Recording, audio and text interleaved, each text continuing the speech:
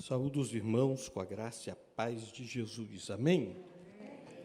Eu gostaria, nessa oportunidade, de chamar a sua atenção para a gente trabalhar um pouquinho sobre uma vida com propósitos. A visão de Deus para o resto da sua vida. Uma vida com propósito e a visão de Deus para a sua vida. É muito importante a gente refletir sobre isso. A vida cristã, ela é muito mais do que estar sentado no banco da igreja. A vida cristã, ela é muito mais do que ser membro de uma igreja. Vida cristã, na realidade, é relacionamento com Deus. Vida cristã é participar dos planos eternos de Deus, que Ele estabeleceu para nós, não da agora, mas desde a eternidade passada. Tudo que nós estamos vivendo hoje já fazia parte dos propósitos de Deus para as nossas vidas, em particular e também como igreja do Senhor. Amém, irmãos? Eu quero ler com vocês várias passagens hoje. Então, a primeira, que se encontra em Efésios, capítulo 1, versículo 11, parafraseando esse versículo lindo, Paulo disse o seguinte: é em Cristo, prestem bem atenção, é em Cristo que descobrimos quem somos. E o propósito de nossa vida. Parte do projeto global que Ele está elaborando. Primeiro destaque, é em Cristo que nós descobrimos o nosso propósito, a razão da nossa existência. O que estamos fazendo aqui? Por que nascemos? É isso que a gente vai tentar explicar hoje, para que a gente saia daqui glorificando a Deus pela sua criação excelsa, esplendorosa e maravilhosa. Colossenses 1,16 diz: pois tudo, absolutamente tudo, nos céus e na terra, visível e invisível, todas as coisas começaram nele, em Cristo, e nele encontram seu propósito. Tudo só tem propósito em Cristo. Daí a importância de Deus ter preparado o caminho para que nós pudéssemos conhecê-lo, andar em sua presença e cumprir os propósitos que Deus estabelecera para nós, como povo dele, escolhido por ele e separado para ele. Amém? Olha para o teu irmão ao lado e diga assim: você foi um escolhido, você hoje pertence ao Senhor. Irmãos, isso não tem preço. Que privilégio nós temos em podermos participar dos propósitos de Deus. Hoje, eu quero trabalhar um pouquinho sobre os 5 propósitos para uma vida com propósitos, para uma igreja com propósitos. Eu gostaria antes, porém, de orar, pedir ao Senhor que Ele nos ilumine, que Ele abra o nosso entendimento. Porque depois que a gente tem uma noção desses princípios, não tem como ler as Sagradas Escrituras e ela não se descortinar diante de nós. A gente passa a ler as Escrituras e passa a entendê-la de forma maravilhosa e extraordinária. E a gente se vê ali, fazendo parte dos propósitos de Deus. Feche seus olhos. Querido Deus, nós te louvamos por esse tempo precioso. Ó Deus, somos gratos a Ti, porque o Senhor nos criou, porque o Senhor nos escolheu, porque o Senhor nos separou para sermos exclusivamente do Senhor. Somos gratos por fazer parte dos propósitos eternos do Senhor.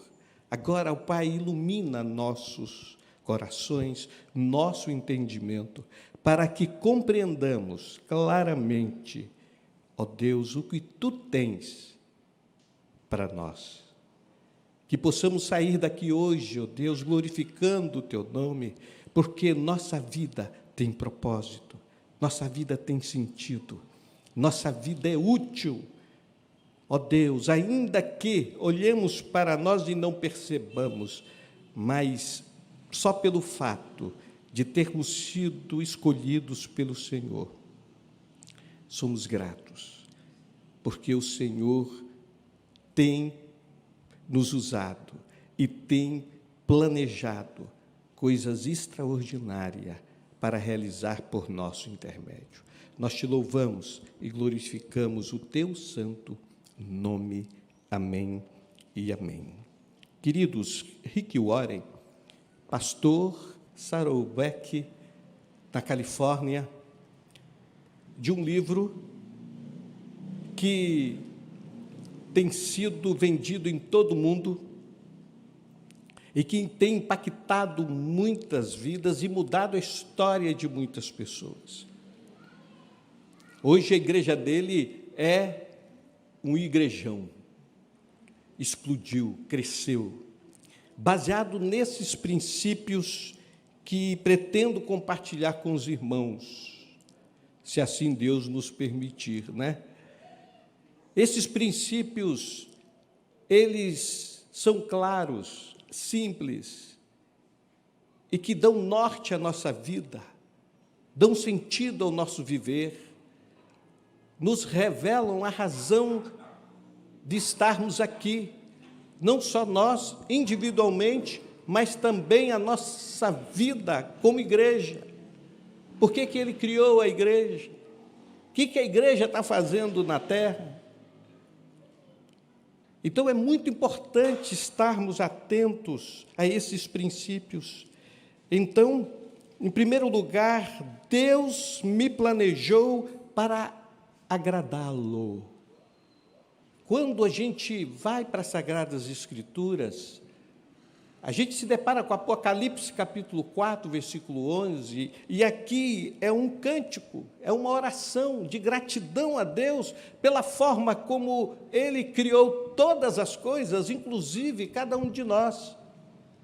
E João, o escritor do livro de Apocalipse, diz assim: Tu, Senhor e Deus nosso, és digno de receber a glória, a honra e o poder, porque criaste todas as coisas, e por tua vontade elas existem e foram criadas. Primeiro destaque nessa noite: glorifique a Deus, porque você existe, porque Deus quis que você existisse. Fomos criados, nós existimos por causa dEle e para Ele. Aqui nós vemos um motivo suficiente para a gente poder honrá-lo em todo o tempo. E quando olhamos para a nossa vida como um todo, a gente percebe o quanto Deus foi precioso em nos criar. Nos criou perfeitos. Quando estudamos anatomia, quando olhamos para dentro do ser humano, a gente fica impressionado. Quando a gente estuda o cérebro, a máquina que é esse cérebro, que até hoje tem sido estudado pelos cientistas, tão complexo, a gente percebe quem é o nosso Deus e que nos criou com tanto cuidado. um coração que bate até os 106, 110 anos, um órgão, o sangue que corre durante 100 e poucos anos, 96 anos. Quem poderia fazer uma coisa dessa? Meu sogro está com 96, o coraçãozinho batendo, e na expectativa de encontrar ainda um grande amor. Então Deus é extraordinário, é esse Deus que nos criou, é esse Deus que tem sonhos, é esse Deus que tem planos. Efésios capítulo 1:4, Paulo diz assim: muito antes de estabelecer as fundações da terra, a base da terra, muito antes da criação de todas as coisas, Deus já nos tinha em mente, tendo nos escolhido como foco do seu amor. Olha que coisa extraordinária, o Senhor já nos amava. O fato de estarmos aqui em pé é por causa desse amor, por causa dessa graça. E quando olhamos a nossa história, a gente fica encantado como Deus cuidou de cada detalhe, de cada circunstância, para que pudéssemos também conhecê-lo e amá-lo. O evangelista João, o apóstolo do amor, ele diz que nós o amamos porque ele nos amou primeiro. Oh, aleluia!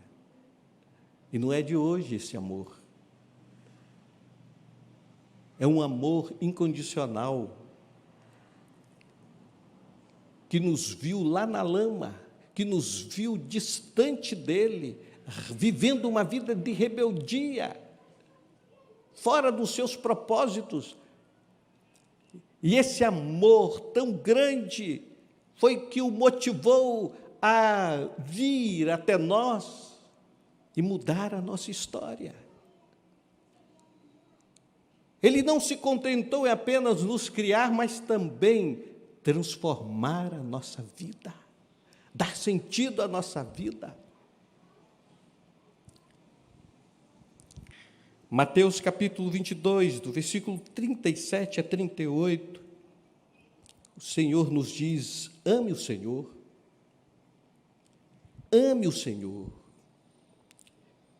o seu Deus, de todo o seu coração, de toda a sua alma e de todo o seu entendimento. Este é o primeiro e maior mandamento. Ame o Senhor, demonstre esse amor. E de que forma nós podemos então amá-lo com toda a sinceridade, sem hipocrisia? Depois que estamos em Cristo, vivendo uma vida que glorifique o seu nome, que alegre o coração do Pai, vivendo uma vida íntegra, fugindo da desonestidade, do sistema desse mundo, de corrupção, de inveja, de soberba. Jesus nos tirou desse sistema, tem mudado o nosso entendimento, tem nos dado a mente de Cristo. O que eu devo fazer para honrar o meu Senhor é simplesmente viver esses valores que Ele tem semeado em nossos corações, dia após dia. Eu louvo a Deus porque Ele está conosco, nos ajudando, nos ensinando a viver essa nova vida. E é um desafio para nós vivermos nesse mundão, glorificando a Deus e honrando com o nosso pensar, com o nosso agir, com o nosso falar. Não é verdade? Somos verdadeiros heróis diante de um mundo perdido. Eu imagino quando nós partirmos para a glória e lá na nossa entrada, o troféu que a gente vai ganhar, por termos vencido todas as tentações, todas as lutas, todas as provações. E todas elas Deus permitiu com propósito, para trabalhar em nós, para formar em nós o caráter de Jesus, para que a gente pudesse estar mais perto dele, e não para estar distante. Não é assim quando você bate no seu filhinho, quando é pequeno? Ele não arruma a mala e vai embora. Pelo contrário, quando você vai discipliná-lo, ele gruda nas pernas do papai, da calça do papai, e diz: papai, não bate mais não. Não arruma a mala e vai embora. E nem os adolescentes. Alguns se acham donos do seu nariz, mas eles não vão embora, porque eles sabem que não estão preparados ainda para a vida. O fato é que, conosco, como filhos do Senhor, não é diferente. Na hora da disciplina, ele corrige porque ama, porque quer se revelar a nós. E quanto mais conhecimento nós temos do Senhor, mais facilidade nós temos para agradá-lo e honrá-lo. Na época da escravidão, o escravo fazia de tudo para honrar o seu senhor. Tudo. E nós, como escravos do Senhor, devemos ter o mesmo sentimento. Como servos, o mesmo sentimento de ser grato por tudo que Ele tem feito por nós.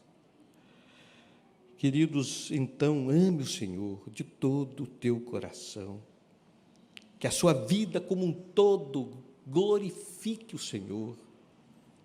Não tem coisa mais linda do que termos um filho que honra o nome da família, um filho que exerce o seu papel na sociedade, que é um bom aluno, não precisa ser o melhor, mas um excelente aluno, um excelente profissional. O pai tem orgulho de dizer: esse é meu filho. Lembram de Jesus quando esteve aqui? O pai tinha orgulho de dizer quem era ele. Este é meu filho, em quem me alegro, em quem me comprazo. Olha que coisa linda. É assim que Deus fala de nós, quando andamos segundo os seus propósitos. Este é meu filho amado, esta é minha filha amada, aleluia, glória a Deus. Fomos criados para isso, para alegrar o coração do Pai.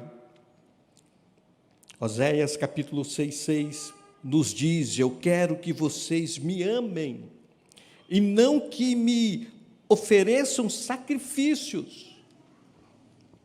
Em vez de trazer ofertas queimadas, eu prefiro que o meu povo me obedeça. Olha que coisa linda. O mais importante do nosso relacionamento com Deus não é fazer coisas para Deus, é amá-lo. Quando no finalzinho do ministério de Jesus na terra, ele preparou João, melhor Pedro, para o ministério. Chamou ele no canto e disse assim: Pedro, tu me amas? Pai, tu sabes que eu te amo. Pedro, tu me amas? E pela terceira vez: Pedro, tu me amas?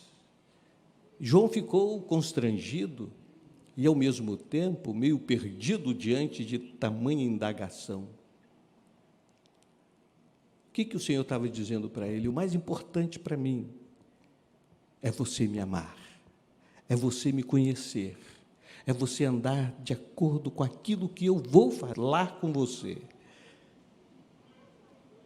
Depois que você me amar, vai e cuida do rebanho que eu estou confiando a você.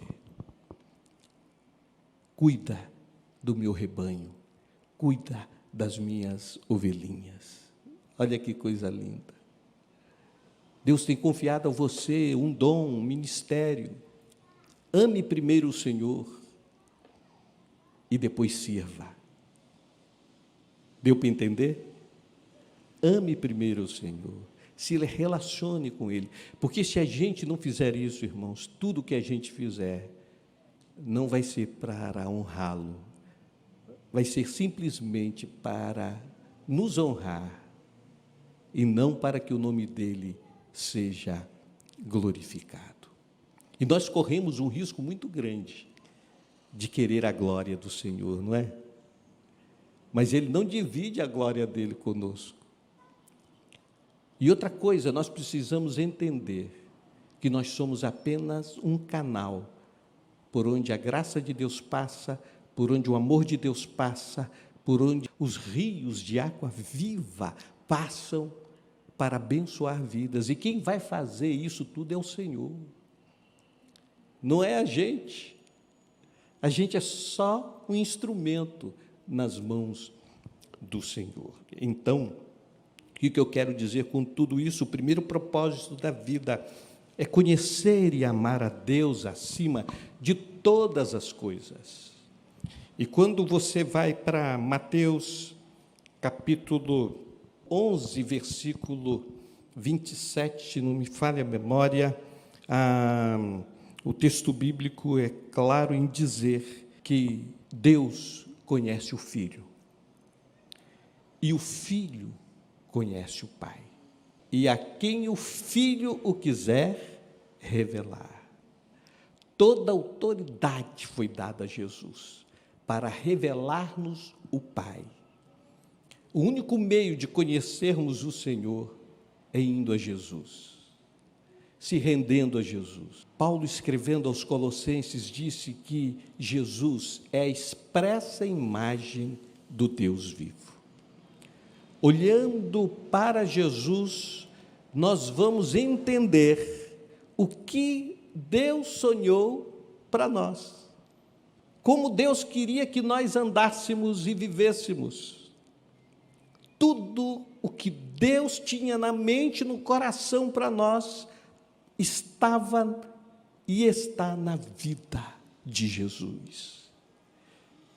Por isso que nós precisamos conhecê-lo mais e mais. E quanto mais conhecimento, mais perto nós vamos estar dele e vamos poder viver os propósitos dele com muito mais facilidade. Não vamos murmurar, ficar reclamando da pandemia, reclamando quando chove, reclamando quando faz um sol escaldante. Não. O Senhor deixa muito claro, reclamando por causa da crise. Não. O Senhor deixa claro lá no Sermão do Monte, Mateus capítulo 6, versículo 25 em diante, que não precisamos ficar preocupados com as coisas dessa vida. Com o que comer, com o que beber, com o que se vestir. O Senhor conhece nossas necessidades e Ele vai nos proporcionar, Ele vai suprir. Nós somos dEle. Ele não vai querer que nós venhamos passar vergonha. E, por outro lado, nós também não podemos viver relaxadamente. Precisamos viver dentro dos princípios, não é? Das normas, dentro daquilo que Deus tem estabelecido para que vivamos uma vida saudável. Então, se você não cuida da sua saúde, você vai ter problema. Então, precisa cuidar da saúde. Se você não cuida das suas finanças, você vai ter problema. Você vai adoecer emocionalmente, vai entrar em crise, seu nome pode ficar sujo. Então, quais são as normas, os princípios que Deus estabeleceu para que a gente tenha uma vida saudável? Precisamos cumpri-los. Que nem na pandemia. Quer pegar Covid? Anda sem máscara, não precisa lavar as mãos, pegou em dinheiro, põe a mão na boca e vai por aí. Então, esse não é o caminho, nós sabemos qual é o princípio. Nós sabemos quais são os cuidados que a gente precisa ter. Vida cristã é a mesma coisa. O Senhor estabeleceu na sua palavra o caminho para que a gente viva uma vida linda e agradável ao Senhor. Os gentios, aqueles que não conheciam o Senhor, viviam tensos, viviam preocupados, porque o Deus deles não dava a eles o suporte e a graça que o nosso nos dá. Por isso que Davi disse: fui moço e agora sou velho. Já sou da terceira idade, idoso. Nunca vi um justo desamparado, e nem a sua descendência mendigar o pão. Aleluia! Então, você está em Cristo, vive dentro dos princípios, o Senhor jamais te desamparará. Amém? Até o final da sua jornada. Segundo destaque dessa noite, Deus me formou para a sua família. Efésios 1:5 diz assim: seu plano imutável, que não muda, sempre foi nos adotar para a sua própria família, trazendo-nos a si mesmo por meio de Jesus Cristo, e isto lhe trouxe grande alegria. Ele tem prazer de ter-nos em sua família, irmãos. Valorize a sua fé, valorize a sua comunidade de fé, valorize seu relacionamento com o Senhor, invista nesse relacionamento. Deus tem prazer em ter-nos junto a Ele, não só para esse tempo, mas por toda a eternidade. Quando entendemos isso, irmãos, nós passamos a ter uma vida mais sossegada, uma vida mais submissa e dependente a Ele, pela forma tão linda como Ele se preocupou conosco. Quando você olha esse universo, os planetas que foram criados, irmãos, são bilhões de sistemas solares. A Terra é uma coisa insignificante diante de tudo isso. A gente olha para nós, 7 bilhões de habitantes. Irmãos, quem somos nós diante de tamanha grandeza? Mas o Senhor nos revela que Ele já pensava em nós antes de tudo isso ser criado, aleluia. Ele já nos amava, Ele já tinha planos para nós, irmãos. Que Deus é esse que nós servimos? Não tem como vivermos a fé cristã de forma fria, sem expressão. Precisamos realmente enaltecê-lo, glorificá-lo, através de toda a nossa vida, porque Ele merece. Amém, irmãos? 1 de Pedro 1:3 diz assim: Deus nos deu o privilégio de nascermos de novo, de modo que agora somos membros da família do próprio Deus. A nossa família é grande. E quando você lê Apocalipse 7, 8, 9 em diante, você vê, não dá para a gente contar a quantidade daqueles que fazem parte da família de Deus. Olha que coisa linda. Nosso povo é grande. E é interessante que quando você sai daqui e vai para o exterior, e lá você conhece alguns cristãos, apesar do idioma ser diferente, irmãos, como a gente se identifica? Porque nós servimos ao mesmo Deus, porque nós fazemos parte dos mesmos propósitos. As lutas são as mesmas, os problemas são os mesmos, mas as vitórias também, aleluia. Então, como a gente se identifica? Porque a palavra de Deus é clara em dizer que a igreja é o corpo de Jesus, e como corpo, Ele é a cabeça e nós somos os membros, e como membros estamos interligados, como o nosso corpo, que tem as suas juntas, medulas, não é? Nervos, tudo interligado, um depende do outro, assim somos nós. Precisamos a cada dia entender isso. Fomos criados para o louvor do Senhor. Segundo, nós fazemos parte da família de Deus, e como membros dessa família, nós dependemos uns dos outros, não dá para viver isolado. E só junto que a gente vai crescer, que a gente vai aprender a lidar com a vida. é que vamos receber o suporte uns dos outros para a gente vencer as tentações e as lutas lá fora. Aqueles que estão mais adiante na fé são o suporte daqueles que estão chegando, daqueles que estão iniciando na caminhada da fé. Então nós precisamos uns dos outros. Ninguém é melhor do que ninguém, nós vamos para o mesmo lugar, nós estamos no mesmo barco. A vitória será grande para todos nós, sem exceção. 1 Timóteo 3,15 diz: essa família é a igreja do Deus vivo, o apoio e fundamento da verdade. É a igreja do Deus vivo, desse Deus todo-poderoso, Criador de todas as coisas. Por isso que ela tem vencido todas as pressões deste mundo, todas as lutas desse mundo. Então, o segundo propósito da vida é aprender a amar os outros.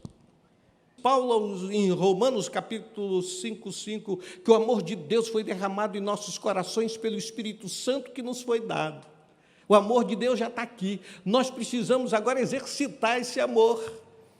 E como exercitar esse amor? Convivendo. Jesus passou a maior parte da vida dele orando. E o pouco tempo que ele teve no meio do povo, ele ali pôde servir. Ele pôde ir precisamente onde era para ir, porque ele tinha estado com o Senhor. O que eu quero dizer com isso, irmãos?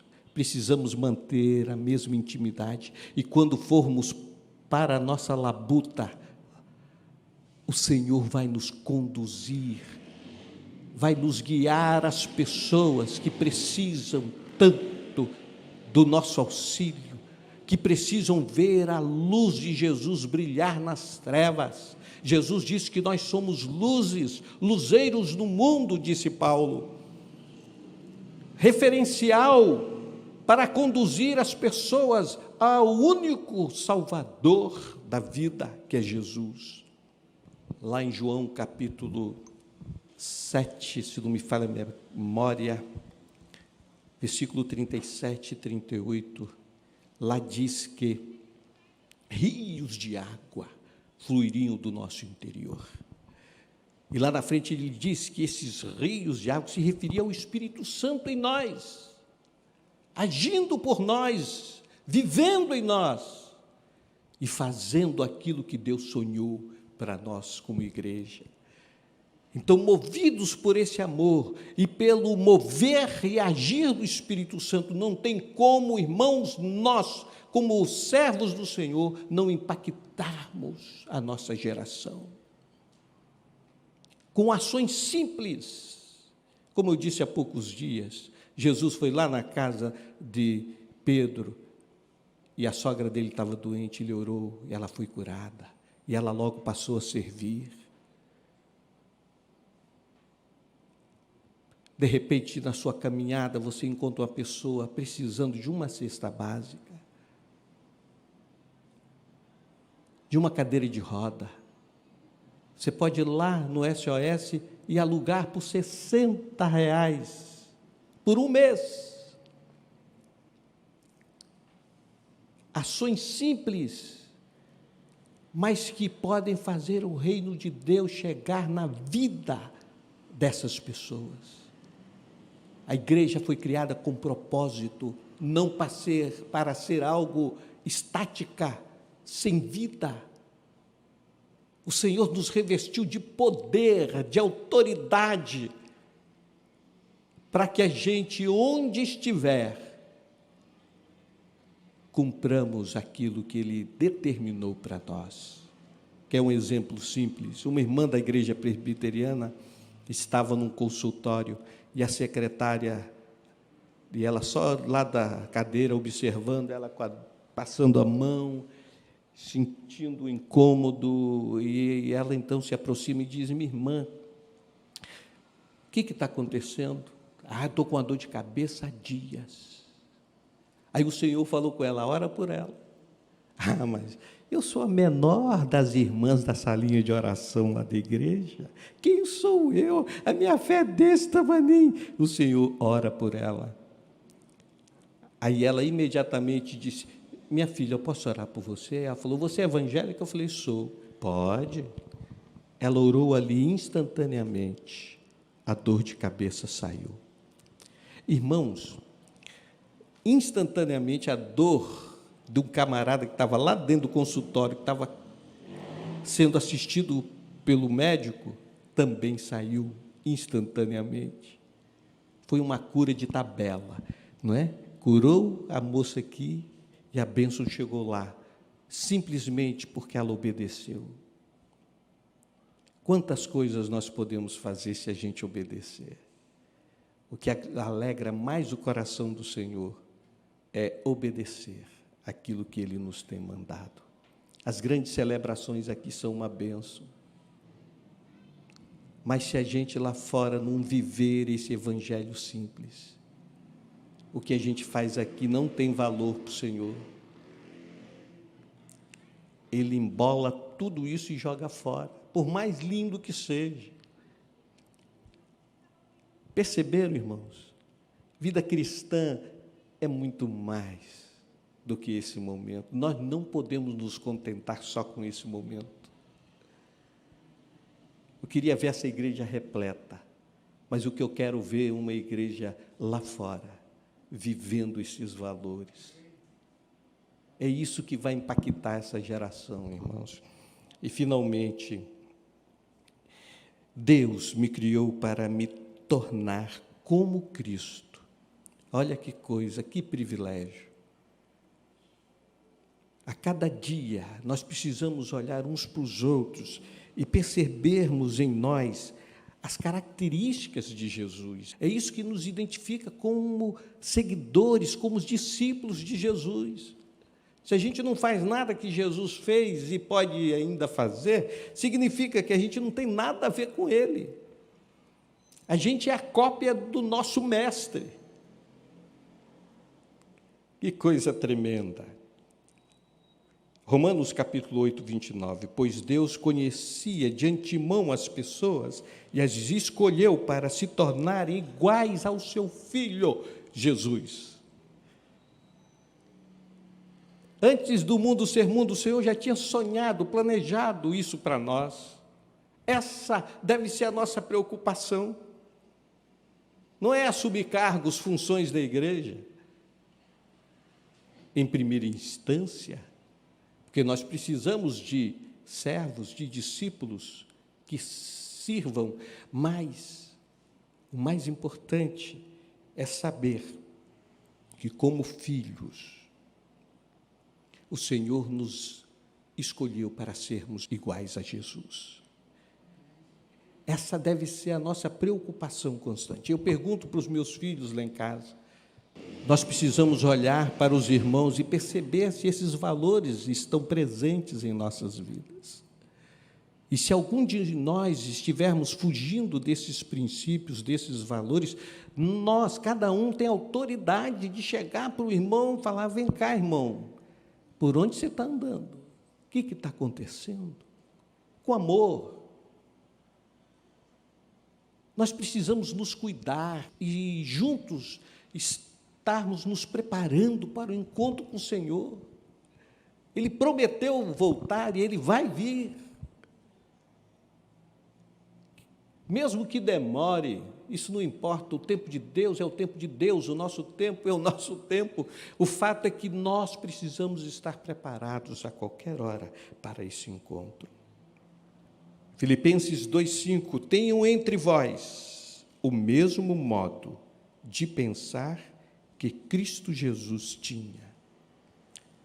Ele que tinha todo o direito de ser Deus, de exercitar o seu papel como Deus, ele se esvaziou de todos esses direitos e privilégios para se tornar como nós. Ele se humilhou e foi obediente até a morte e morte de cruz. Eu pergunto para você, você está preparado para estar para morrer por Jesus? Ou vai fugir como os discípulos fugiram quando ele foi entregue? Ou nós vamos estar preparados para irmos à cruz juntos? Eu estou aqui com o Senhor, porque se o Senhor for para a cruz, eu vou também. Não é? Então, isso é para a gente reavaliar a nossa fé. Como temos vivido? E, finalmente, o terceiro propósito da vida é crescer espiritualmente.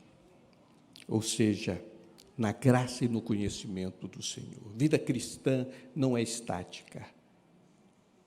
Ela é crescente. E crescer dói. Porque somos confrontados quando crescemos. Somos confrontados com valores. A gente, quando foi adolescente, a gente queria fazer de tudo que via pela frente, né? Mas não podia. E isso doía, porque, poxa, por que não?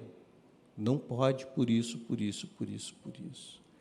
Na vida cristã, na nossa caminhada de fé, tem muita coisa que a gente não pode fazer, mas tem muita coisa que a gente pode fazer. E essas coisas que o Senhor estabeleceu para nós é que dão sentido à nossa vida. Faz bem para a nossa alma e faz bem também para o nosso corpo. Então, finalmente, eu pergunto para vocês, esses 3 propósitos: amar a Deus acima de todas as coisas, amar o próximo, conhecer o Senhor, crescer na graça e no conhecimento, tem feito parte do estilo de vida de vocês, de cada um de nós? Tem havido essa preocupação? Você tem reavaliado suas ações, seu agir, seu pensar, seu falar? Tem glorificado a Deus a sua vida? Porque a adoração não é só cantar, não é só orar. A adoração é ter uma vida no altar do Senhor, que o honre em tudo. Você tem compreendido o que foi ministrado ao seu coração nessa noite? Você se vê dentro desse plano extraordinário que Deus sonhou para você? De repente você está vivendo uma crise de identidade, está perdido, não sabe por que nasceu, não sabe por que está aqui. Esses 3 princípios já dão a você norte, direção, são suficientes para você se alegrar diante do Pai. Então, eu te convido, nesse momento, a glorificar o Senhor. Vamos orar agradecendo a Deus por Ele ter nos escolhido, e essa escolha não foi de hoje, foi lá na eternidade passada. Ele já pensava em mim, já pensava em você, Ele já sonhava com toda a nossa história. O fato de estarmos aqui hoje já fazia parte dos propósitos de Deus. Ninguém está aqui por acaso. Eu fui para a Bahia, depois de 11 anos de ministério nessa igreja. Eu sou o primeiro e o segundo pastor dessa igreja. Na casa pastoral só morou o pastor Silvio no primeiro ministério, e no segundo ministério o pastor Silvio de novo. Mais ninguém. E quando eu voltei da Bahia, eu fiquei confuso, perdido. Senhor, o que eu estou fazendo aqui de novo? Mas quando Ele manda, você precisa obedecer.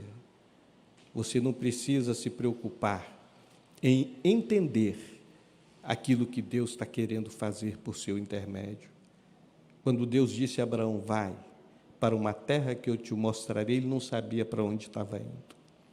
E quando você lê os evangelhos, você fica impactado com o cumprimento da palavra do Senhor. O Senhor diz a Abraão, farei de você uma grande nação. E Deus fez. Vou dar a vocês, a sua posteridade, a terra prometida que mana leite e mel, e Deus deu. Está tudo lá no Velho Testamento. O nosso Deus é um Deus de palavra. Se Ele falou que Deus tem propósito, Ele vai cumpri-lo até o final da nossa jornada. Amém? Que Deus abençoe cada um dos irmãos e que possamos sair daqui hoje refletindo sobre essas coisas. Seja grato. Ame o Senhor. Ele é digno de toda a honra.